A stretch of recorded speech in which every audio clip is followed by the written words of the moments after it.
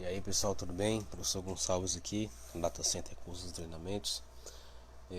Nesse segundo momento, nessa segunda parte desse vídeo, a gente vai falar um pouco mais com calma a respeito do combate ao incêndio, tá? Que é uma disciplina que o bombeiro ele vai trabalhar assim frequentemente, tá?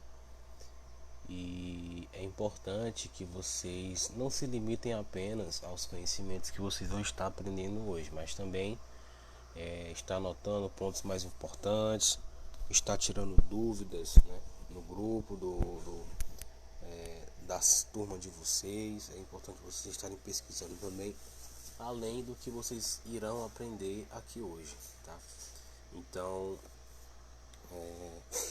espero que eu possa estar ajudando vocês no conteúdo de hoje. Então, vamos logo dar início à disciplina, tá? O combate a incêndio, pessoal, como a gente viu no primeiro momento, é uma segunda disciplina que o bombeiro civil, ele trabalhando ou não, ele mais vai trabalhar em atuação, porque grande parte dos incidentes, seja no meio de trabalho ou a paisana, eles acontecem e os bombeiros civis eles são acionados. Por exemplo, quando eu estou no trabalho e acontece alguma coisa, alguma emergência, obviamente eu vou fazer o atendimento inicial, né? A primeira resposta ali. Quando eu não estou trabalhando, né, alguém pode vir na minha casa, né, me chamar ou mandar uma mensagem ou ligar dizendo que está acontecendo isso em tal lugar.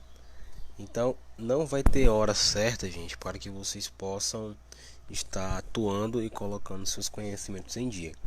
Como eu falei no primeiro momento, vocês são visados, as pessoas observam vocês, as pessoas elas veem vocês no ambiente de trabalho, elas veem vocês no ambiente escolar, elas veem vocês no dia a dia, na sociedade, e principalmente quando vocês costumam andar na rua fardados, né, com a camisa do curso ou alguma coisa do tipo. Então, vocês, principalmente vocês, têm o papel fundamental de fazer o atendimento inicial dessas pessoas, tá? Então, vamos ao primeiro momento aqui em relação ao conteúdo, tá?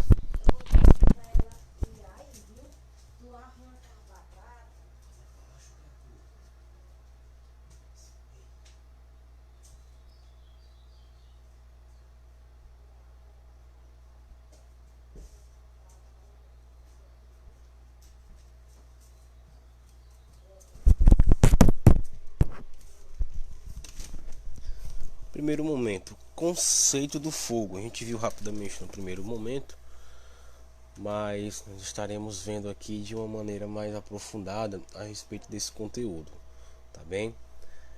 O conceito do fogo, gente, nada mais é, a gente tem aí, né, o fogo e o incêndio logo abaixo, onde o que fala sobre o fogo é muito simples também.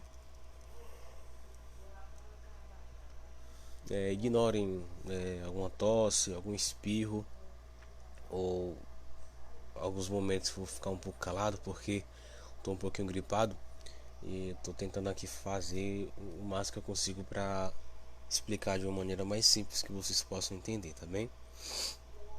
Então vamos lá, conceitos básicos, né?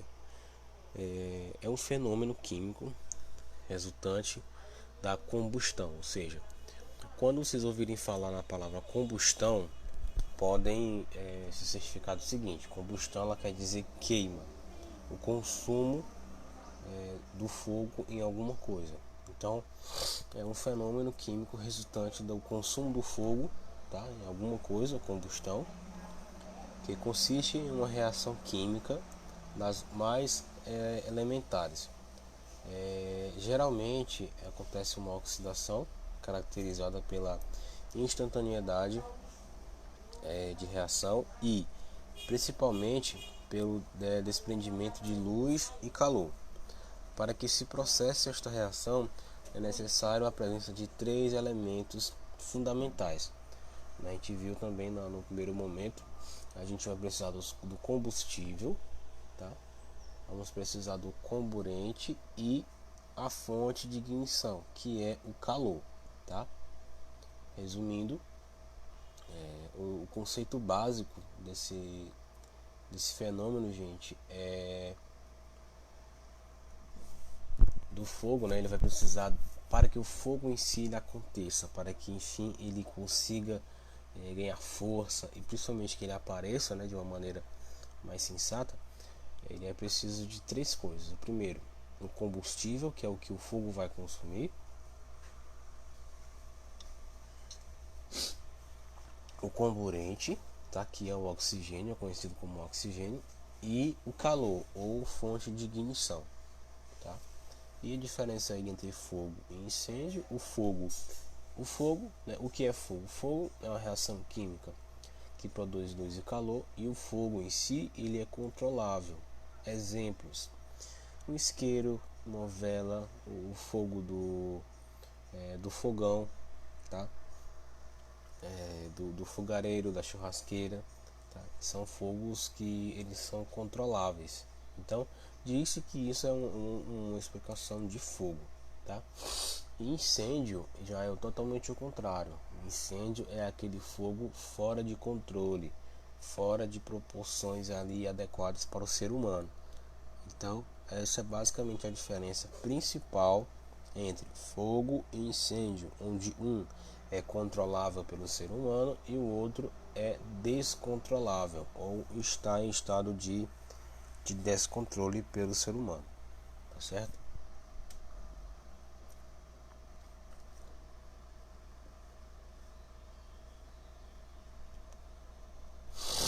Combustível. O combustível, gente, nada mais é do que toda matéria suscetível de queima, como por exemplo, nós temos aí alguns exemplos. Nós temos a madeira, nós temos o carvão, nós temos o papelão, nós temos o papel de jornal, nós temos os combustíveis, tá? Isso são os combustíveis. O que são esses combustíveis, professor? É aquilo que o fogo ele vai consumir, tá? Para que ele se mantenha vivo por muito mais tempo, tá? Então, combustível é tudo aquilo que é suscetível à queima. Uma caixa de papelão, uma mesa de madeira, um guarda-roupa, um carro, uma moto, uma casa, eles são combustíveis, tá? Porque o fogo vai consumir tudo que está ali ao redor e dentro deles, tá bom? Então isso basicamente é o conceito do combustível.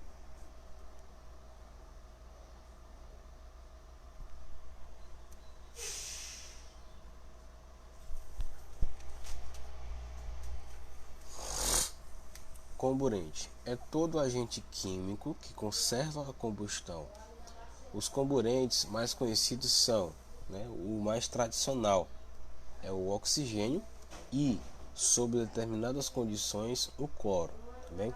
Então isso é importante que vocês saibam do seguinte: para que o fogo aconteça, nós precisamos o quê? Do combustível, do comburente, que é o oxigênio, e do calor ou fonte de ignição, que é a mesma coisa. Porém, existe um fator que pode substituir o comburente, que é o oxigênio, que é o cloro sobre devidas condições, tá? O cloro ele vai acabar se tornando ali um elemento, tá? Para que aconteça a chama. Isso ele estando em determinadas condições, tá? Então, se cair alguma pergunta relacionada, existe algum componente que possa substituir o comburente para que a chama aconteça? Sim, o cloro sobre determinadas condições, tá certo? Então, vamos lá, prosseguindo. Aqui nós temos, né, uma árvore, né, um local bem aberto, né, que simbolizando aí o oxigênio, tá? Do lado a composição química, tá bem? Então vamos lá. Nós temos aí a fonte de ignição, ou seja, o calor. Trata-se do provocador da reação entre o combustível e o comburente. Ou seja, o calor, gente, é aquela chama ali inicial, né? Aquele fogo ali inicial, tá?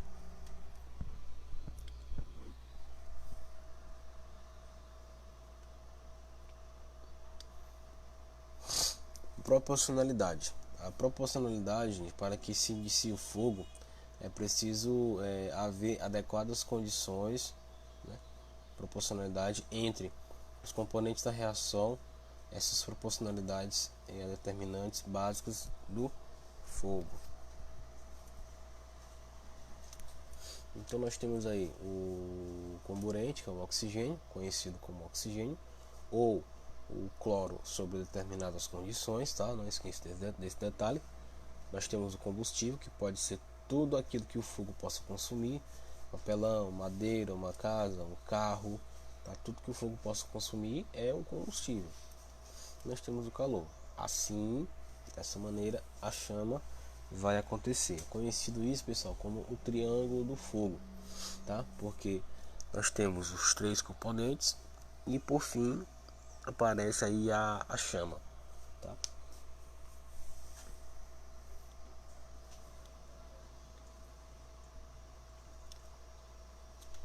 Conceitos básicos aí sobre mistura pobre, que nós estaremos vendo agora, tá? Vamos falar sobre mistura pobre, que é basicamente o que?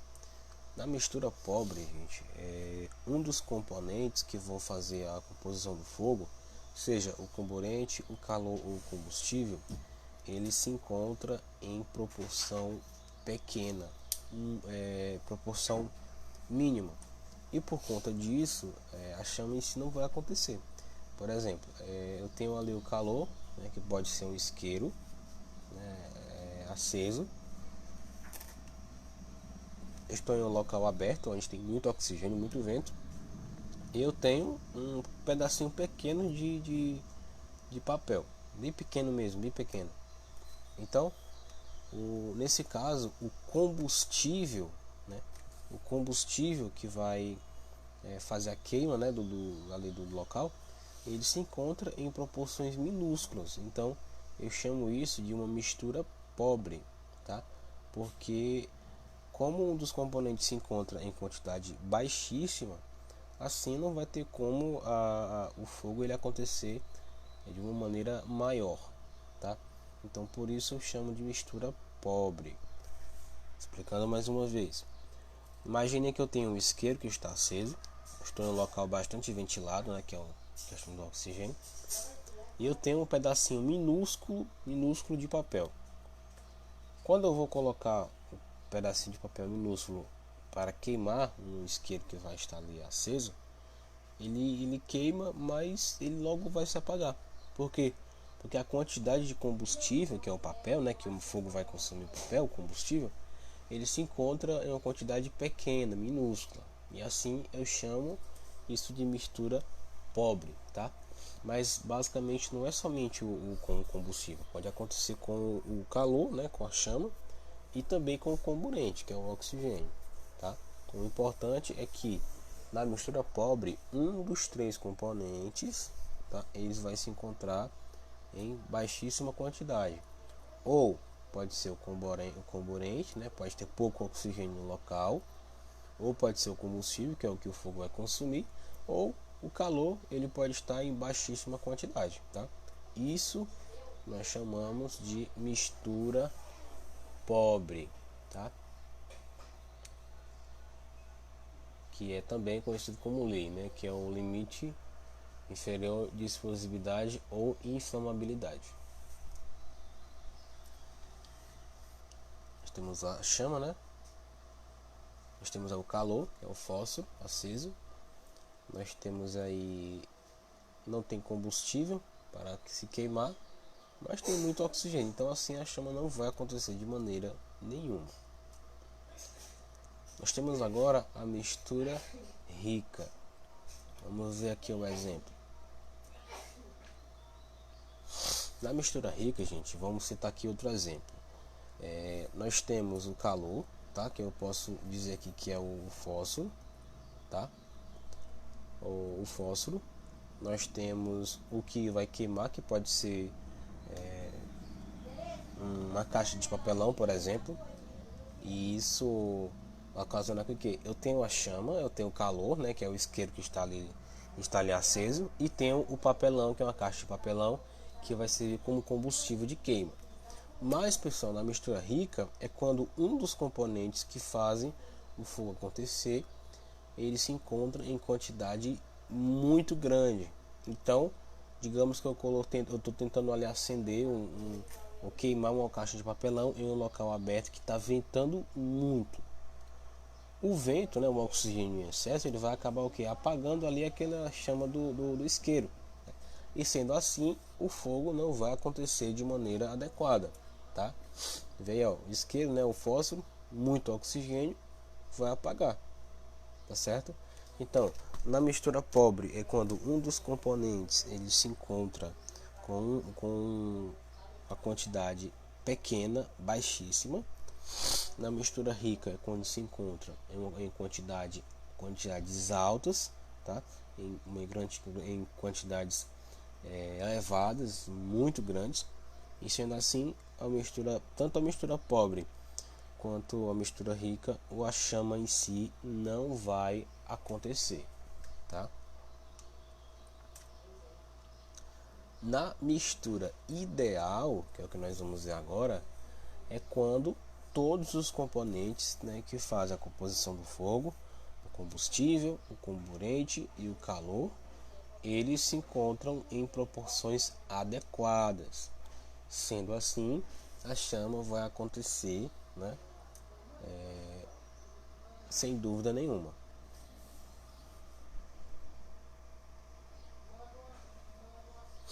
Um exemplo aqui muito básico: nós temos o fósforo, tá? Onde eu estou no local aberto, mas não está ventando muito.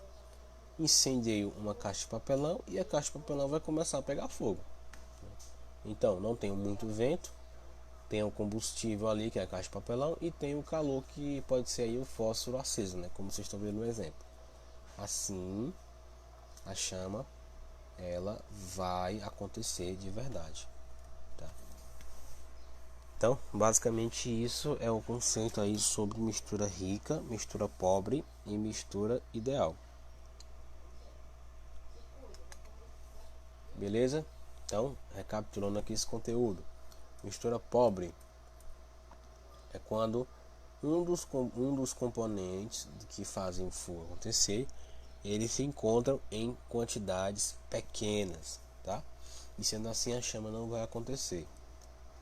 Na mistura rica é quando um dos componentes que compõem o fogo se encontra em quantidades elevadas, altas, e sendo assim, a chama também não vai acontecer.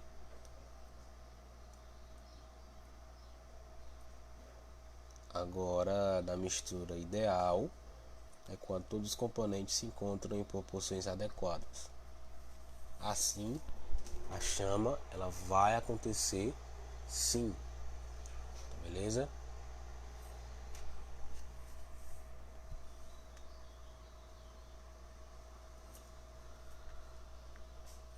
Aí nós temos exemplos, né, sobre mistura rica, mistura pobre. Um exemplo aqui da mistura pobre: pouco gás e muito ar. Assim não vai acontecer a chama de verdade, né? Não ocorre a combustão, ou seja, a queima. Na mistura rica, pode ser muito gás e pouco ar, também não acontece a combustão. E nós temos aí a mistura ideal, né? Com todos os componentes eles têm com proporções adequadas, e assim a chama ela vai acontecer.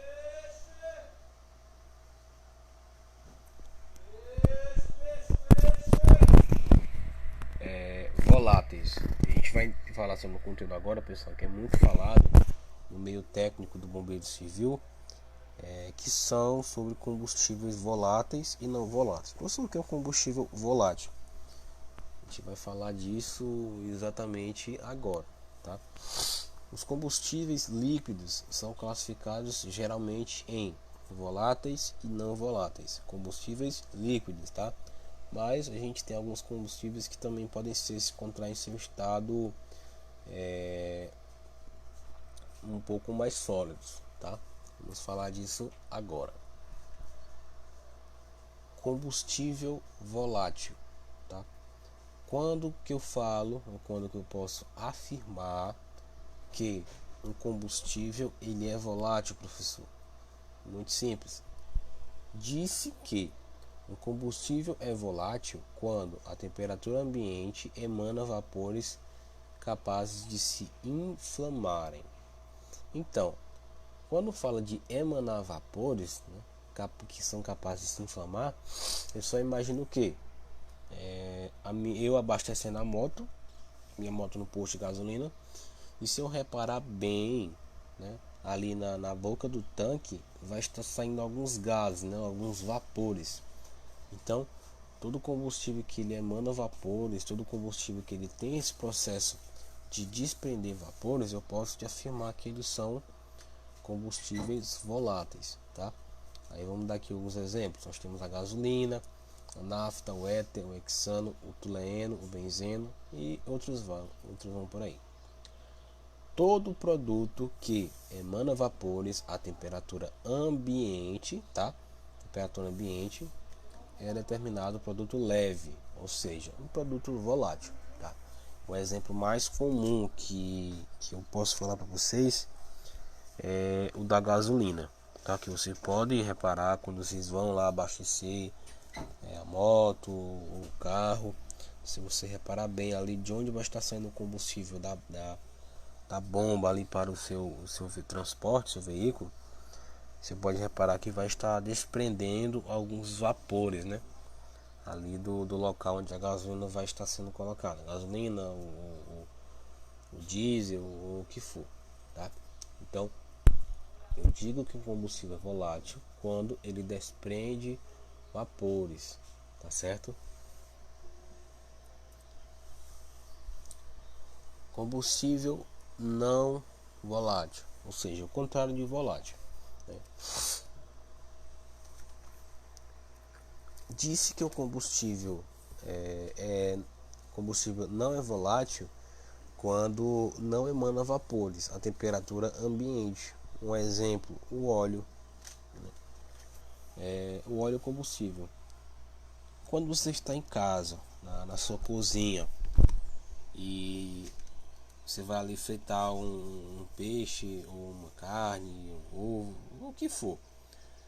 Se você reparar bem, na hora que você coloca ali o óleo na frigideira, o fogo não precisa nem estar ligado não.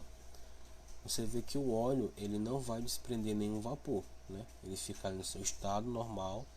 E se você olhar ali de uma maneira mais horizontal, né, rente ali à frigideira, você vai ver que o óleo ele não solta nenhum vapor, tá? A não ser que ele seja aquecido primeiro, tá? Então, disse que o combustível não é volátil quando ele não solta, não emana vapores em temperatura ambiente. O que é essa temperatura ambiente, professor? Um exemplo muito básico é a cozinha. Quando você tira o óleo ali do recipiente e coloca na frigideira, né, antes de aquecê-lo com o fogo, se você ver, não vai desprender nenhum vapor, tá? Então é um exemplo aí, mas nós temos também a graxa, tá? Que ela pode ser utilizada também como combustível não volátil. E sendo assim, todo produto que não desprende vapores a temperatura ambiente é denominado produto pesado, tá certo? Então, resumindo o que já foi dito, quando que um produto é volátil, professor? Quando ele emana vapores em temperatura ambiente. Um exemplo, a gasolina quando eu vou abastecer o meu combustível, tá? Esse é um exemplo muito básico para entender o que é um combustível volátil. E o combustível não volátil, professor, é quando o combustível não emana vapores. Exemplo, o óleo de cozinha.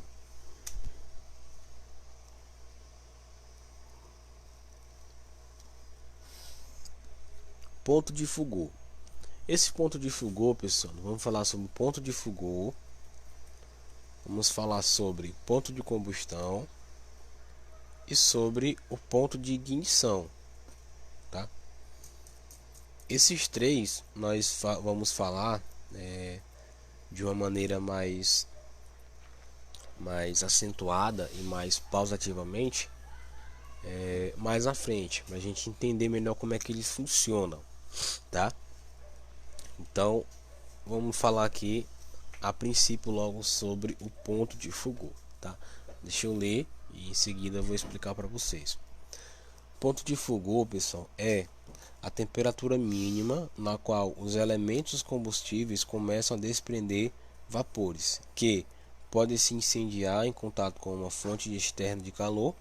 Mesmo fonte de calor, nesse tipo de reação, a combustão se interrompe quando se afasta a fonte externa de calor.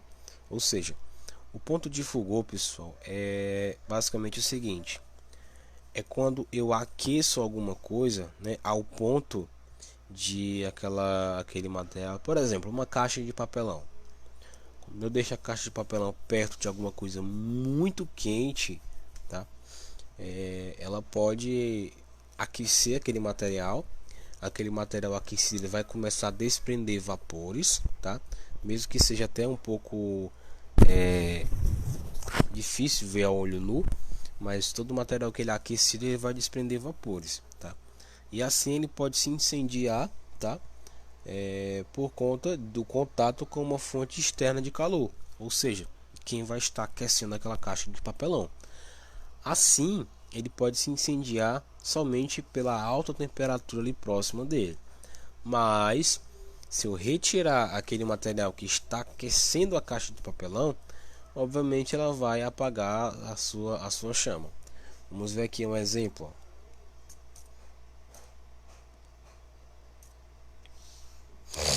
Eu tenho um calor, alguma coisa foi aquecida, tá? Ela vai entrar em combustão, vai queimar. Mas quando eu retiro o calor, quando eu retiro o fósforo, por exemplo, como vocês estão vendo aí, logo em seguida ela vai apagar, tá? Porque aquele material atingiu o seu ponto de fogo, ele atingiu o ponto onde ele vai desprender vapores para que aconteça a chama.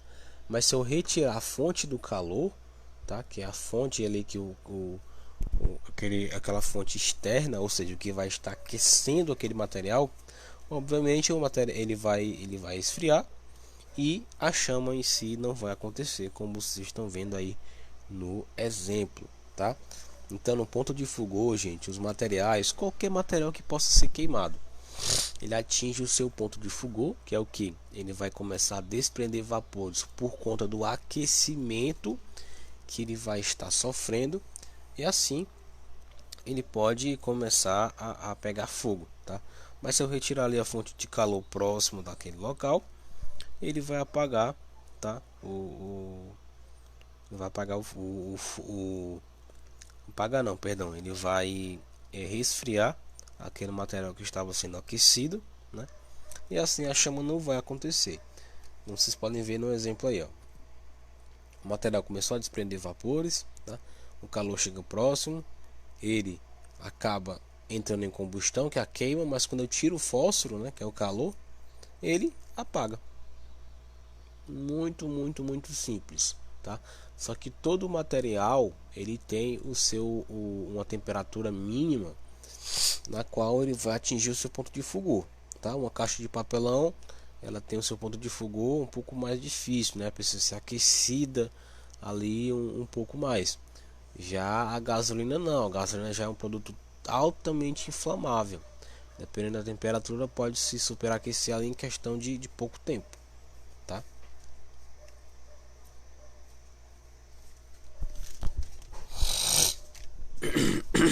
Ponto de combustão.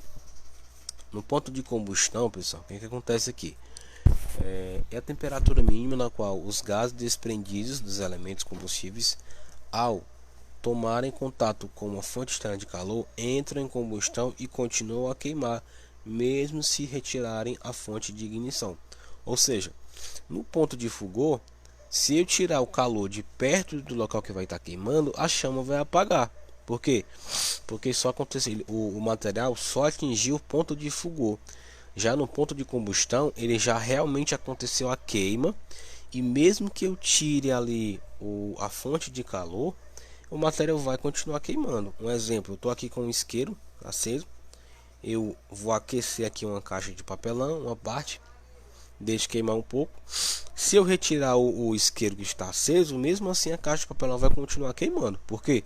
Porque ela já atingiu o seu ponto de combustão, tá? Olha aqui o exemplo, ó. Chega ali com o isqueiro, né? Eu eu coloco lá na caixa de papelão, eu acendo a caixa de papelão e tirando o isqueiro, ela vai continuar queimando, tá? Então, um ponto quando uma matéria ou alguma coisa ela atinge o seu ponto de combustão é quando ela já não precisa de uma fonte externa de calor, né? Que no exemplo aqui pode ser o isqueiro que eu estava falando, porque quando ela atinge o seu ponto de combustão, ela já vai queimar por si sozinha ali. Por quê? Porque já atingiu o seu ponto de combustão, ou seja, já atingiu o seu ponto de queima, tá certo? Mais uma vez, olha aqui o exemplo, ó. Caixa de papelão já desprendeu os vapores, chego com o isqueiro, acendo, né? A chama acontece, retiro o isqueiro e a caixa de papelão continua ali a queimar.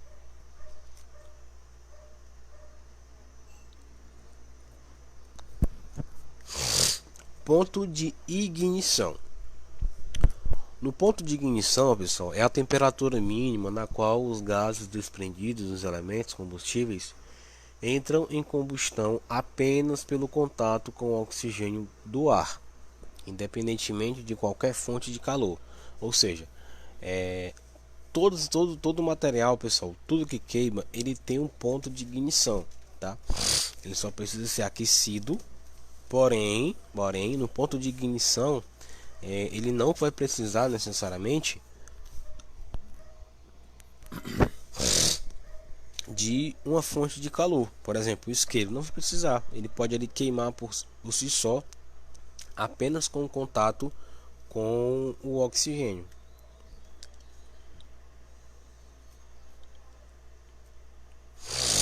Um exemplo muito comum aqui disso aqui, né, do ponto de ignição, é o óleo de cozinha.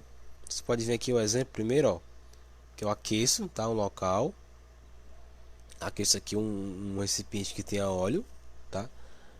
Ó, aqueci o recipiente começa a desprender vapores, né? E logo em seguida o óleo ele vai pegar fogo, tá? Sem entrar em contato com nenhuma fonte de calor. Professor, mas explica melhor que essa parte eu não entendi.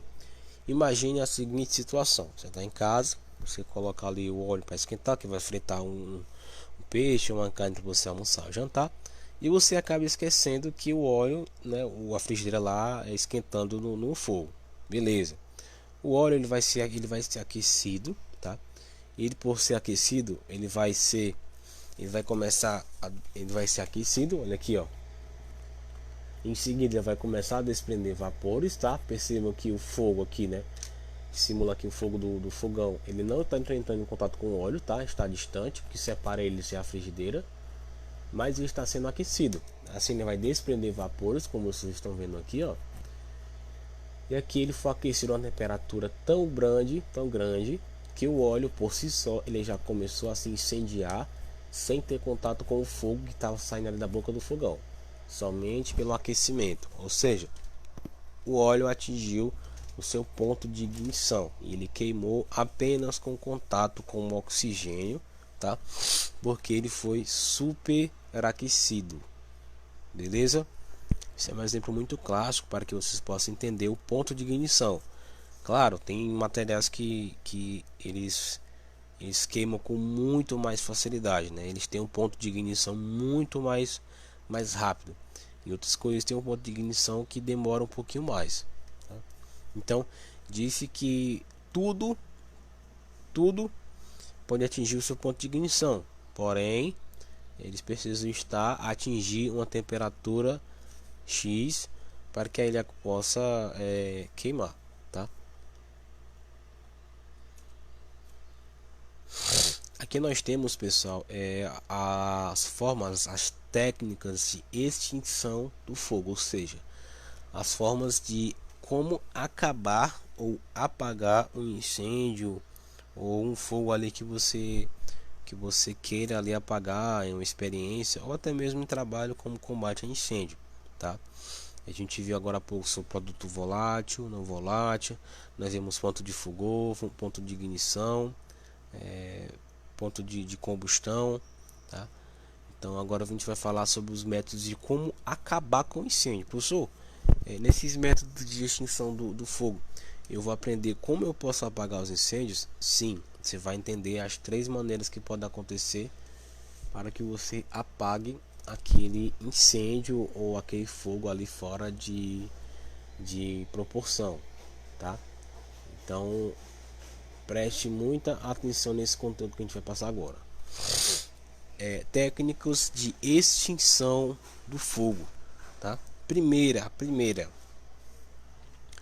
quando se retira um dos elementos que está se processando a extinção do incêndio. Assim, a extinção pode ser por abafamento, anotem, tá? Abafamento, resfriamento ou retirada de combustível, ou também conhecido como isolamento, tá? 3.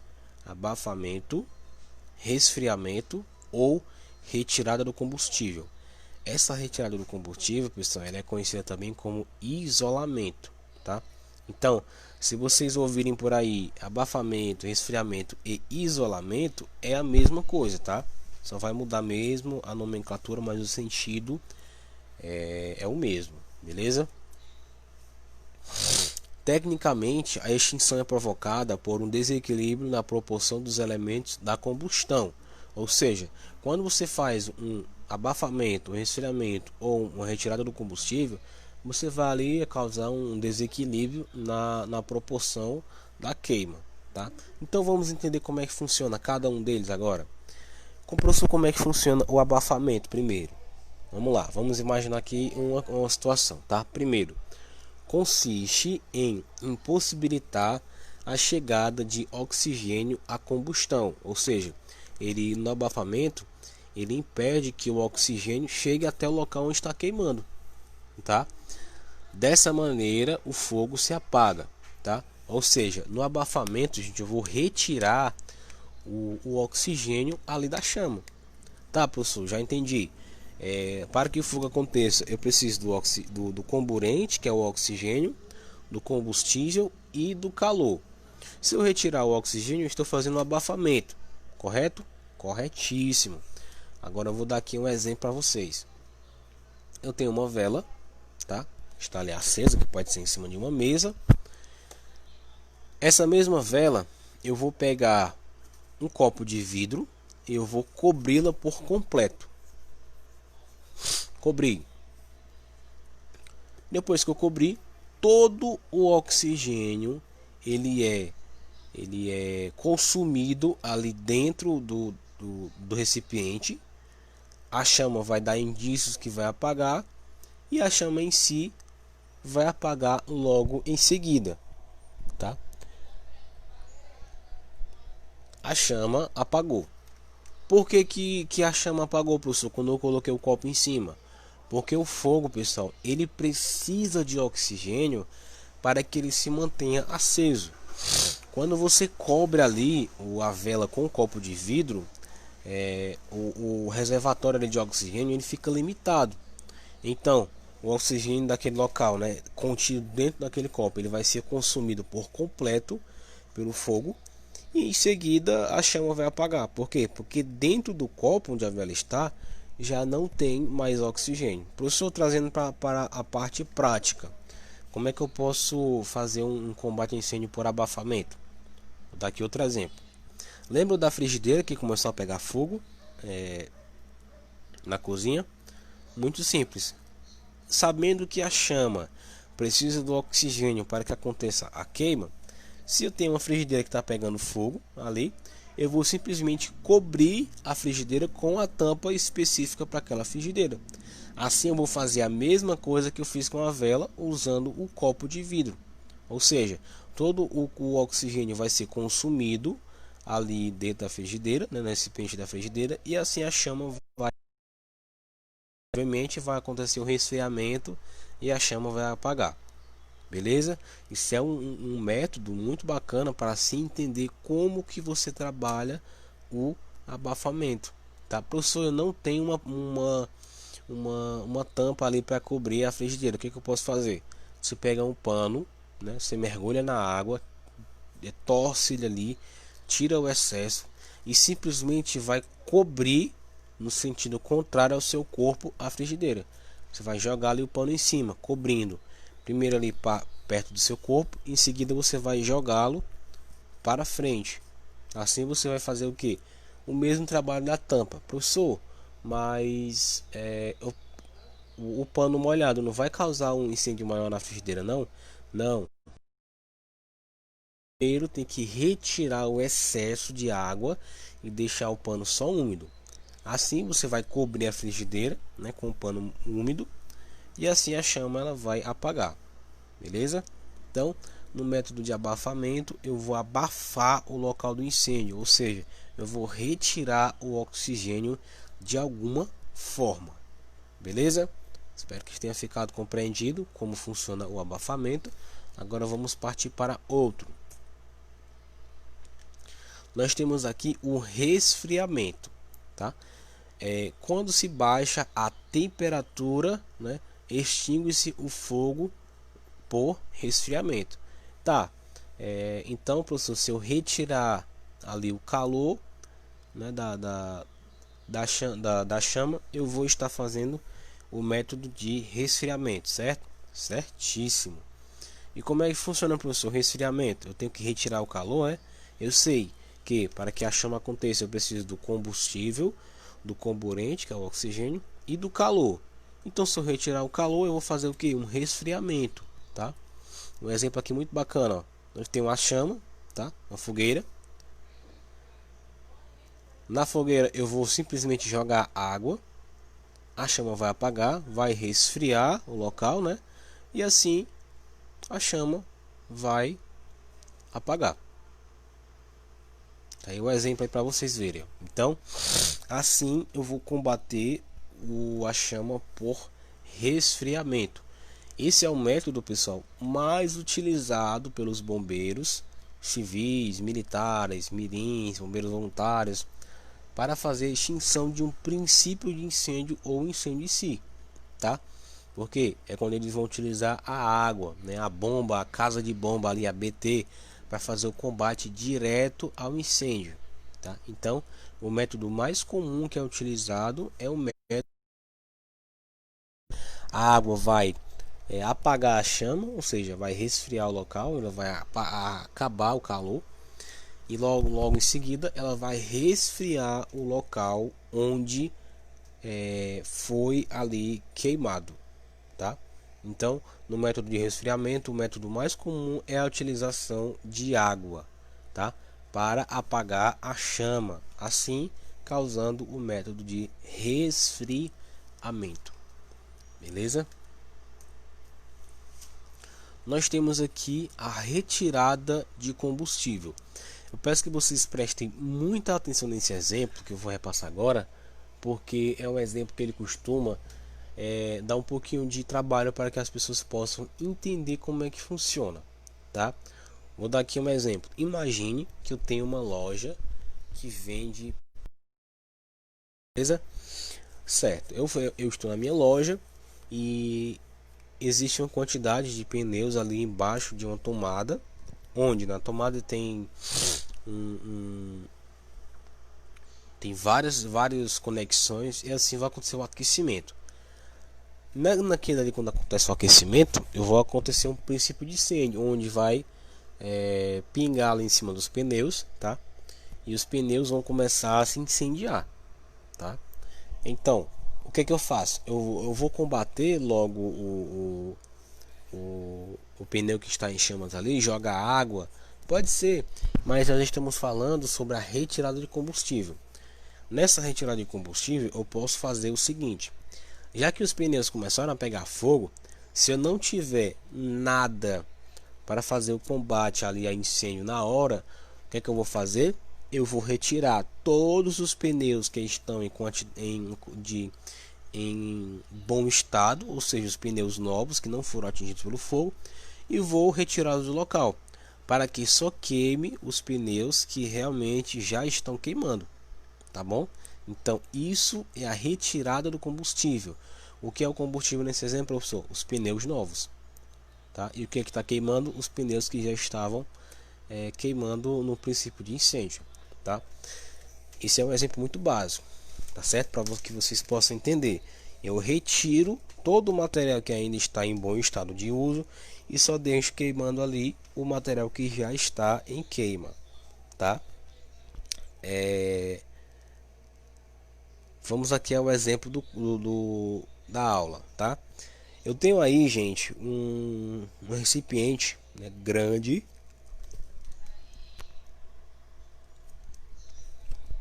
que pode ser um reservatório de gasolina.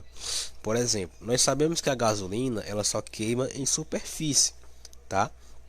Então, sendo assim, a gasolina ela vai queimar apenas em superfície, ela não vai queimar em profundidade. Ali, o que acontece? Aconteceu um princípio de incêndio, onde o recipiente ele começou a pegar fogo, o recipiente de gasolina. Eu pego simplesmente a válvula, eu vou retirar, ó, o combustível, tá? Desse recipiente e vou transportá-lo para um ambiente seguro. Assim, o nível da gasolina vai baixando, tá? Ele vai baixar até que a chama ela se apague. Por quê? Porque eu transportei todo o material para um ambiente seguro. Estão vendo aqui, ó? Essa válvula aqui vai fechar, né? Para que não deixe a chama vir até o local recipiente guardado. E assim a chama vai apagar. Ou seja, eu retirei ali o combustível, né, que está em bom estado, e só deixei queimando o combustível que já estava em processo de combustão. Tá bem? Então, esse aí dei dois exemplos sobre o que acontece na retirada de combustível, tá? E assim eu evito uma tragédia, tá bom? Vamos lá, falar sobre as classes de incêndio. Tá certo, professor, já entendi aqui o que é fogo, diferença de fogo e incêndio. Já vi aqui o que é um combustível volátil, não volátil. Já vi os métodos que compõem o fogo, né, que é o componente, o combustível e o calor. Já vi os métodos de combate a incêndio, que é o abafamento, resfriamento e a retirada do combustível. Agora eu vou mostrar a vocês a classificação dos incêndios, né, que eles existem como classes, são separados como classes e assim é feito o combate deles em si, né, para que aconteça uma separação de material que vai estar queimando. Por exemplo, os materiais de classe A é todo aquele material que queima, tá? Que queima e deixa resíduo. Por exemplo, se eu queimar uma pilha de roupa, como tem uma camisa aí, né? Beleza, a pilha de roupa queimou, só que ela vai deixar resíduo, não vai, que é os restos, não vai? Vai, professor. Então, eu digo que ela é classe A. Se eu queimar uma pilha de papel, vai ficar o resíduo do papel, professor? Vai. Então, eu digo que ela é classe A. Eu queimo aqui uma pilha de madeira, professor. Eu queimo aqui um carro, um guarda-roupa. Eu digo que ela é classe A? Sim, porque ela vai queimar tanto em superfície quanto em profundidade e vai deixar o resíduo, os restos ali que foram queimados, tá? Então, tudo que queima e deixa resíduo, ele é considerado classe A, beleza? Classe B geralmente são os combustíveis, né, que pode ser o álcool, diesel, a gasolina. Por quê? Os de classe B são aqueles materiais que vão queimar, tá? Só que eles não vão deixar nenhum resíduo. Por exemplo, se eu pegar aqui um vidro de álcool, tá? Jogá-lo no chão, derramá-lo, e jogar ali um fósforo em cima, ele vai queimar? Vai, professor, com certeza. Mas quando ele terminar de queimar, ele vai deixar algum resíduo no chão? Não. Por quê? Porque ele é um líquido inflamável que não vai deixar nenhum resíduo, porque o fogo vai consumir ele por completo, tá certo? Então, todo material que queima e não deixa resíduo, tá? Resíduos, restos, eu digo que ele é classe B. Geralmente são os combustíveis, tá? Aí a gente tem álcool, tem diesel, a gasolina, tá bom? No classe C são os combustíveis, né? Os combustíveis não, perdão, são os equipamentos que são ligados à rede elétrica, tá certo? Ou seja, são os que ocorrem em equipamentos elétricos energizados. Professor, dar um exemplo aí de classe C. Eu estou em casa assistindo minha televisão, vendo filme, ligado no som também, e do nada o som, né, que estava saindo o áudio do filme, ele começa a se incendiar. Se eu estava assistindo e usando o som, é óbvio que o som ali, o som vai estar ligado na tomada, né? Então, se ele está ligado na tomada, eu digo que ele é classe C, porque ele é um equipamento elétrico energizado, certo? Digamos que foi na televisão, a televisão estava ligada na tomada, né? Estava ali passando corrente elétrica por ela. Assim, eu digo que é classe C, porque é um equipamento elétrico energizado. Professor, se não tivesse ligado na tomada, seria qual classe? Classe A ou classe B?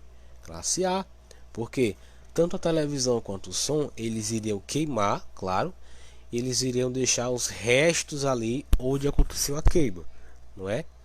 Então, na classe C é todo o material elétrico que está ligado na tomada ou está ligado ali à rede elétrica, beleza? Então não esqueçam disso. Se não está ligado à rede elétrica, se torna classe A. E nós temos aí o classe D, que são os que ocorrem em metais pirofóricos, ou seja, em metais pesados. A gente tem o magnésio e o sódio. Esses incêndios, pessoal, que acontecem em materiais, em metais pesados, que pode ser o magnésio ou o sódio, eles não apagam com facilidade. Por exemplo, nós temos alguns carros que eles têm a sua liga leve, alguns têm magnésio, alguns têm sódio, e quando acontece algum incêndio no carro, o carro todo ele é consumido pelo fogo, mas as fitas de ar, as rodas de liga leve, elas vão continuar queimando por um longo período de tempo, porque o incêndio em si está acontecendo em um metal pirofórico, ou seja, um metal pesado, tá certo? Além dessas classes aí, A, B, C e D, nós temos a classe E e também a classe K, tá? Que eu vou mostrar para vocês aqui um vídeo que fala mais ou menos a respeito do que é a classe A, classe E e a classe K, perdão.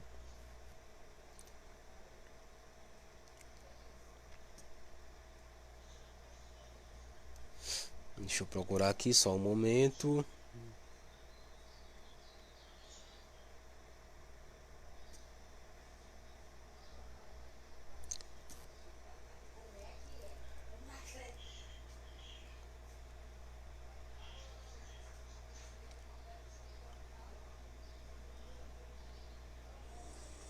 André Ricardo de Oliveira pergunta: o que devemos fazer em caso de incêndio classe E, que é Aqui, pessoal, eu vou falar um pouco sobre o que é o incêndio em classe E, tá? Que nada mais é do que os incêndios em materiais radioativos, tá? Um exemplo muito comum, um material radioativo da nossa realidade, é a máquina de raio-x, tá? Ela faz parte com um material que ele é radioativo, tá? Então vamos entender aqui como é que funciona. um camarada aí que deixou uma pergunta: o que devemos fazer em caso de incêndio classe E, que é radioatividade? Vou falar um pouquinho, vou falar outro, mas vamos falar pouco porque não tem muito a falar. Hoje, no nosso caso, no caso desse vídeo, a gente vai abordar o que deveríamos fazer e para quem acionar quando acontece um tipo de sinistro dessa forma. Classe de incêndio E, que é incêndio em materiais radioativos. Vamos fazer assim: primeira coisa, ligar para o corpo de bombeiros. Ligando para o corpo de bombeiros, você vai falar para ele, ó, está pegando fogo aqui em tal lugar. Você vai identificar o que é o material, o que é a matéria-prima, o que é o local, do que se trata esse local, o que se faz nesse local. O próprio corpo de bombeiros ele vai identificar se é radioativo ou não. Detalhe, o Adriano falou uma coisa que é muito primordial. Falar o que é a matéria-prima e há quanto tempo está queimando. Ontem, pessoal, nós falamos sobre as disciplinas que o bombeiro civil ele vai estudar durante o seu curso de formação, né? Então a gente viu uma que se chama produtos perigosos, tá? Nos produtos perigosos é importante que o bombeiro civil ele tenha conhecimento. Por quê? Porque caso aconteça algum incêndio em algum produto perigoso ou algum produto radioativo, o bombeiro civil em si ele vai identificar e vai repassar para a unidade responsável, que é o que eles estão falando aí, tá? Porque mesmo a gente vai repassar a informação que a gente tem para o corpo de bombeiros. E o corpo de bombeiros ele entrará com ligação direta para o CENE. O Adriano falará um pouquinho mais desse sistema. CNEN, Conselho Nacional de Energia Nuclear, não CNE, Conselho Nacional de Energia Nuclear, que é aqui do Brasil. O próprio corpo de bombeiros entra em contato, você não precisa ligar diretamente para o Conselho Nacional de Energia Nuclear. O corpo de bombeiros mesmo entra. E ali a gente deixa ali uma orientação, não coisas da gente. A gente pegou informações de outros lugares. A gente vai falar bem um pouquinho de onde que a gente pegou. As orientações são, no caso, se acontecer um sinistro, se você viu que a matéria é radioativa, você deve ficar acima de 300 metros do sinistro. E no caso, se houver vítimas, você não pode se expor à vítima. Se a vítima está no meio do sinistro, você não pode se expor, mesmo se você não tiver EPI, se você não souber realmente qual é o produto. E aí, pessoal, acontece que muitos bombeiros e muitas pessoas, né, os leigos, eles são contaminados com a radiação pela falta de conhecimento. Um exemplo, acontece um incêndio na máquina de raio-x no hospital. Todo mundo do hospital tem que ser evacuado ali em uma distância de 300 metros. Porém, quem já está dentro da radiação, eles estão contaminados. E se você bombeiro, você que vai prestar um socorro a essa situação sem saber o que realmente está acontecendo, então você vai acabar se tornando mais uma vítima contaminada pela radiação. É preciso EPIs necessários para que você faça a aproximação de maneira segura no local que foi contaminado pela radiação, e assim você possa se tornar uma pessoa que vai ajudar e não se tornar mais uma vítima, hein? Se você sabe que houve um sinistro ali, pode ser que tenha contaminação de radiação, que é a classe E, como o Júlio falou, se você não tem os EPIs adequados, fica longe. E se tiver pessoas que se imaginem que já estão contaminadas, deixa separado. Se você está ali perto do sinistro, o certo é evacuar totalmente a área, deixar todo mundo a pelo menos 300 metros de distância. Lembrando, 300 metros. É 300 metros, é bastante, mesmo que seja um lugar populoso. Evacuar todo mundo a 300 metros. E se tiver pessoas que possam estar contaminadas, deixar elas separadas das outras pessoas. Se elas estão contaminadas e há pessoas que não estão, deixar separado para que não haja contaminação. E lembrando, contaminação de radioatividade é muito grave. É grave, muito grave.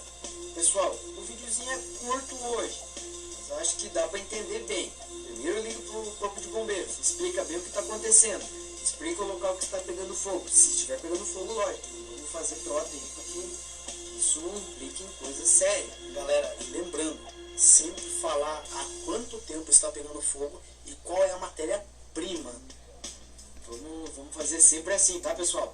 Todas essas informações que a gente pegou foi com o pessoal de São Paulo, técnico de segurança, engenheiro de segurança e junto ao corpo de bombeiro militar. Isso não é coisa nossa, são engenheiros, técnicos e o corpo de bombeiro militar de São Paulo que nos passou tudo isso, beleza, pessoal? E lembrando, eu e o Adriano somos do Paraná. A legislação daqui é parecida, mas não é totalmente igual. Isso mesmo. Às vezes a legislação de lá pode ser igual a matéria, pode ser ali a didática, os livros, pode ser a mesma coisa ali. Só que muda o nome. Às vezes ali tem coisas aqui, como aqui é NPT, ela também é NPT. Em outros estados pode ser outro tipo de coisa, outro tipo de normativa, tipo... Basicamente no estado do Ceará, pessoal, você ligando para o Corpo de Bombeiros e pedindo auxílio, eles vão fazer todo o papel de lhe orientar sobre o que fazer em relação a incêndios em materiais radioativos, tá bom? Mas as recomendações são essas, né? Basicamente o que é o incêndio classe E? É todo e qualquer incêndio que acontece em materiais radioativos, tá certo? Sabendo dessa informação, é importante estudar o combate a incêndio e principalmente os produtos perigosos, para que você possa saber identificar o que é o material radioativo ou não, tá? Através das identificações que irão ter nos locais, tá? E principalmente qual a matéria-prima que vai estar ali queimando, como eles acabaram de falar, tá bom? Então, o classe E é o incêndio que acontece em materiais radioativos, beleza? Vamos agora para a classe K. Vídeo com base em testes feitos. Na classe K, pessoal, basicamente é um incêndio que acontece em óleos de cozinha ou gordura vegetal, tá? Classe K é todo incêndio que acontece com óleo de cozinha ou gordura vegetal, tá certo? Aqui vocês vão ver alguns exemplos de coisas que são utilizadas para acontecer o combate a incêndio, né? Ao óleo de cozinha, e muitos não vão dar certo. Então observem bastante como é que é feito o combate, tá? Existe, pessoal, um extintor, uma substância que ela é específica para incêndios de cozinha, de óleo de cozinha e de gordura vegetal. Então aqui eles vão testar vários componentes de combate a incêndio e no final vão mostrar que apenas um deles é eficaz para o classe K, tá? Lembrando, o classe K é para incêndios de óleo de cozinha ou gordura vegetal. Graxas de petróleo, piche, óleos, tintas, com um reconhecido problema potencial causado pelo uso de extintores de pó químico seco em incêndios que envolvem equipamentos de cozinha modernos. A necessidade de extintores portáteis manuais melhores em cozinhas comerciais tornou-se evidente. Agora vamos ver alguns testes de fogo ao vivo, usando como jet test uma fritadeira com uma cuba de 45 por 45 centímetros, perfazendo 0,20 metros quadrados de área. Cuba cheia de óleo vegetal. Aí vocês podem ver, pessoal, que tem um fogão, tá? Onde o óleo vegetal ele vai estar ali queimando, tá? E aquecida a pelo menos 363 graus Celsius. 366 graus Celsius, hein, pessoal? É muito quente. Temperatura na qual ocorre a alta ignição. Com a fonte de calor ainda ligada, a fritadeira permanece queimando livremente por 1 minuto. Então a fonte de calor é desligada e o extintor é ativado. É aplicada uma descarga intermitente para simular o que poderia ser esperado de um brigadista ou bombeiro experientes. Ou seja, o bombeiro ele vai fazer o combate a isso. Mas se ele não utilizar o material adequado, a chama em si vai voltar a aparecer. A extinção é obtida por nada menos de 10 vezes, mas o óleo continua a reacender. Esse é o mesmo agente químico seco que era exigido na NFPA antes da edição 98. Para o mesmo extintor, na avaliação de extinção de incêndio de fogo em heptano 40 BC, segundo a UL, é empregada uma cuba de 9 metros quadrados. Nossa fritadeira teste tem apenas 0,20 metros quadrados. Repito, 0,20 metros quadrados. A combinação do bom isolamento da fritadeira, a alta temperatura de alta ignição do óleo vegetal e a falta de ação de refrigeração do pó químico seco resultam no fracasso para alguns restaurantes. Ou seja, o pó químico seco ele tem um fracasso em relação ao combate à classe K. Para a proteção de risco de classe A. Apesar disso, a visibilidade tornou-se rapidamente escurecida. O fogo apagou para o topo da superfície das chamas, onde ela irá permitir a refrigeração máxima das mesmas.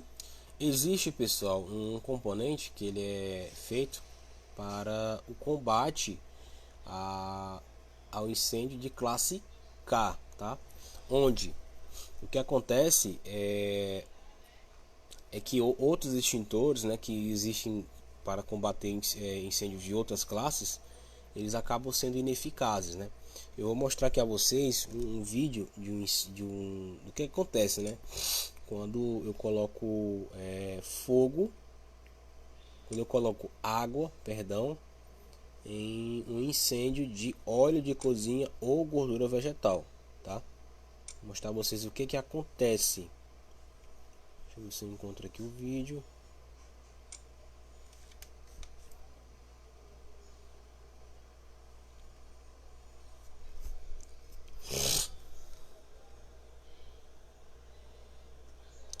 Só um momento.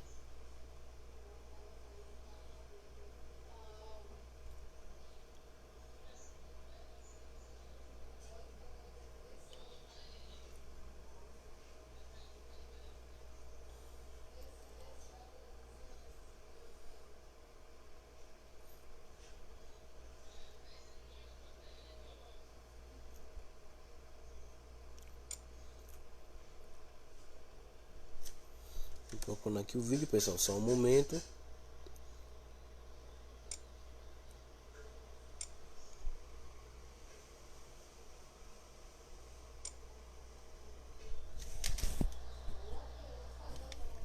Bom, esse vídeo, pessoal, da classe K, eu vou ficar devendo para vocês para a próxima aula, que a gente vai falar sobre combate a incêndio, tá?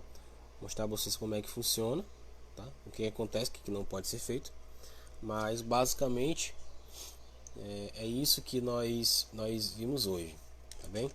Onde nós falamos sobre as classes de incêndio, falamos sobre o combustível, comburente, oxigênio, falamos sobre as proporcionalidades, tá?